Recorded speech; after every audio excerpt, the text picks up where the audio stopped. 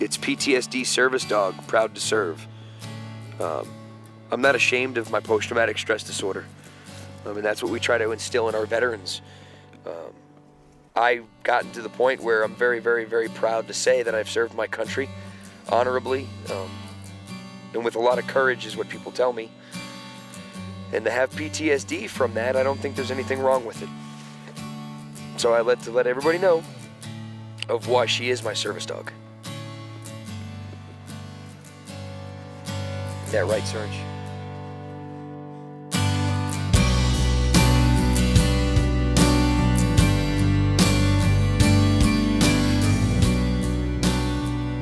What I had decided was we had an original service vest, which was just a green vest with our patches, our Paws and Stripes flag.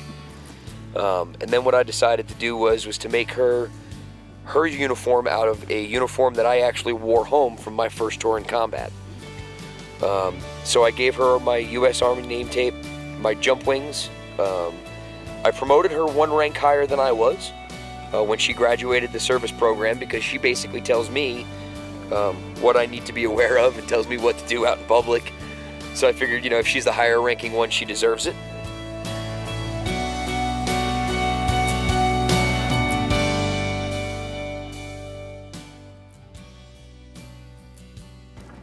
And that's her, what you just noticed what she was doing was her letting me know that I'm starting to feel uncomfortable, and the fact that we're sitting too long in one area. And that's just her alert of, hey Dad, I need you to pay attention and calm yourself down. I was actually at Brooke Army Medical Center in San Antonio, Texas after my third tour, and I bumped into a therapy dog and found that was the only time that I actually felt like I was at peace. And I started doing some research, and Lindsay started doing some research, and found that service dogs were actually helping veterans with PTSD and brain injuries. So we really started looking into it, and now the fact that we have the opportunity to offer Paws and Stripes to our country's heroes, it's my own new mission now. I know. Thank you.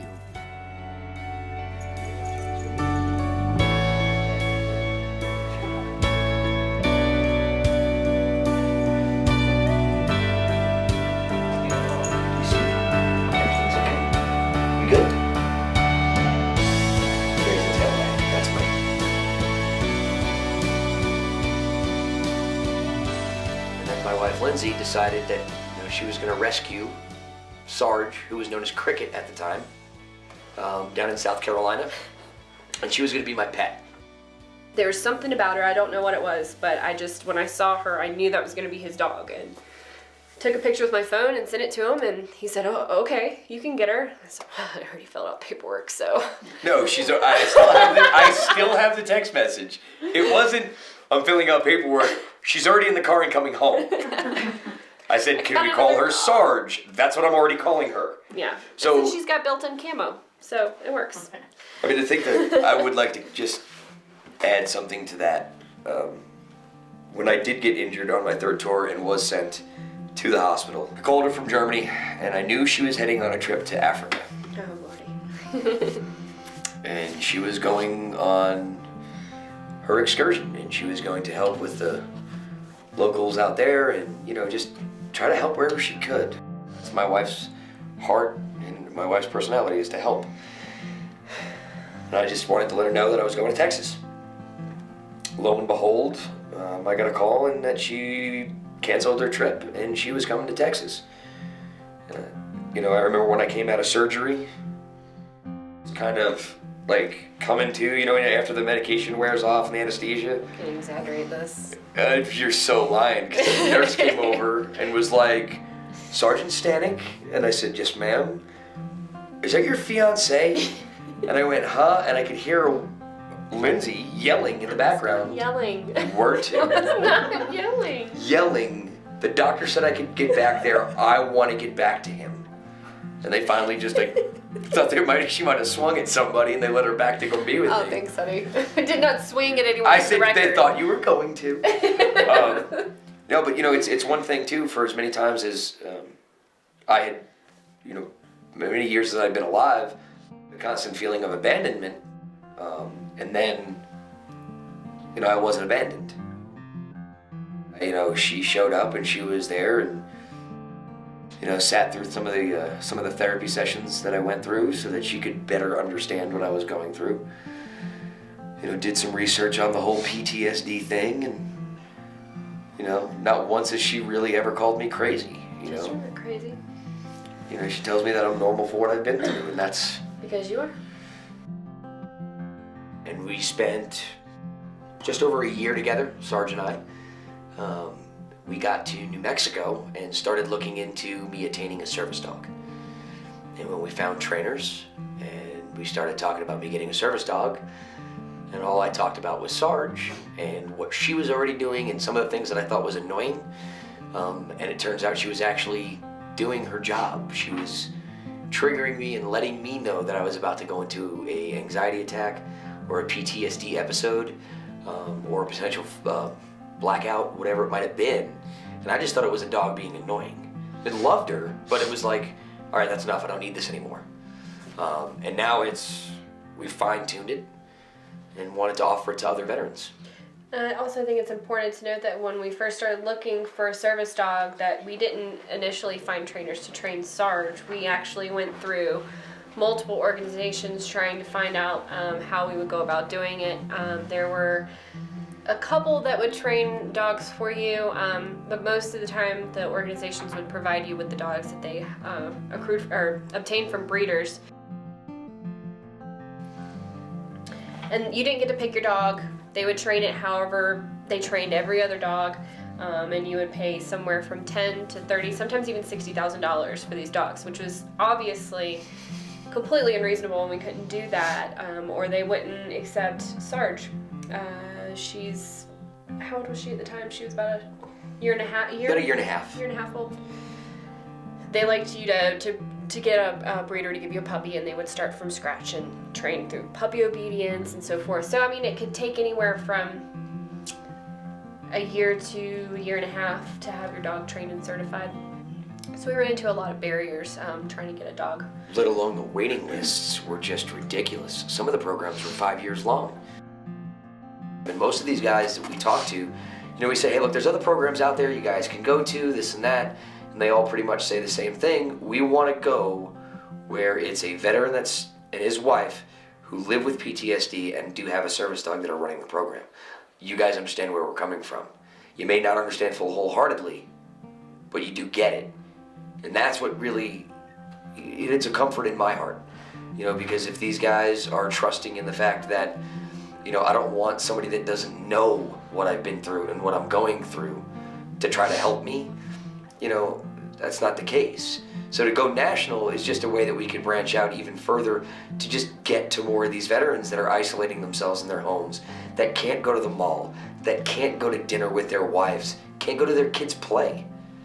You know, parent-teacher conferences. There are veterans across this country right now suffering from PTSD and or TBI that don't do those things. Don't go to the park with their kids. You know, I know that. I was one of those guys.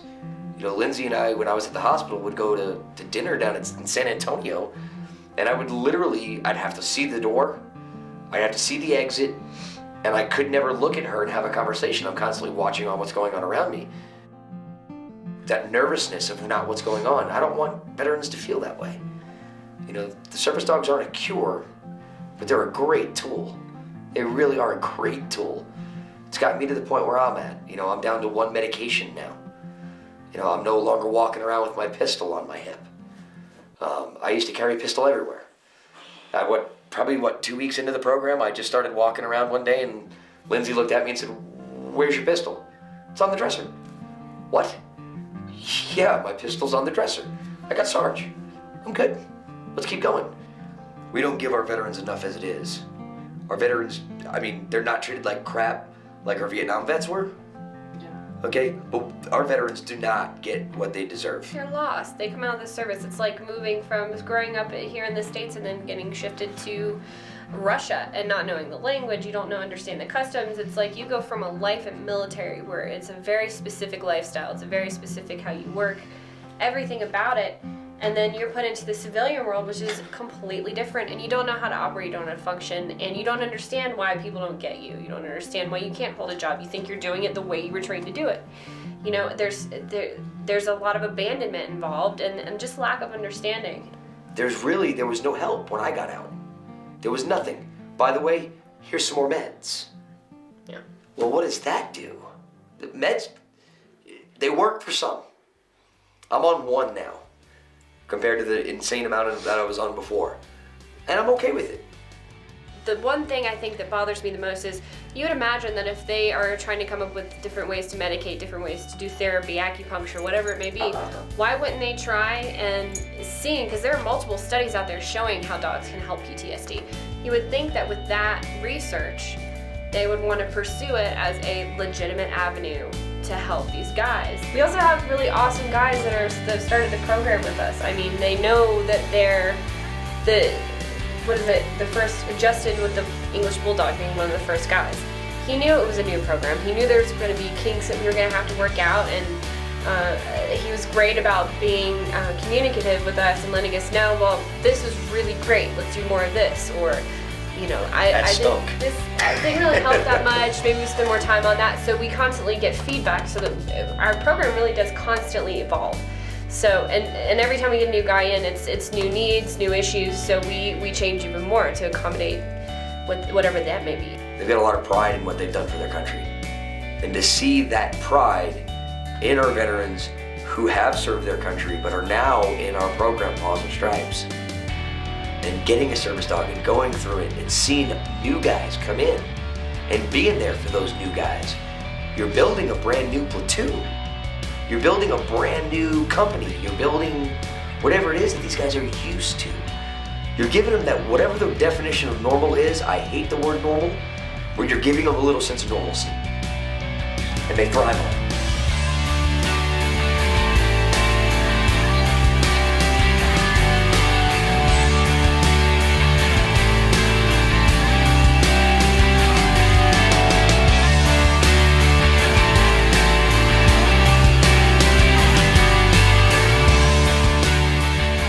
When I first got into this, Sarge was everywhere I went. She's helped me grow as a person and as a veteran.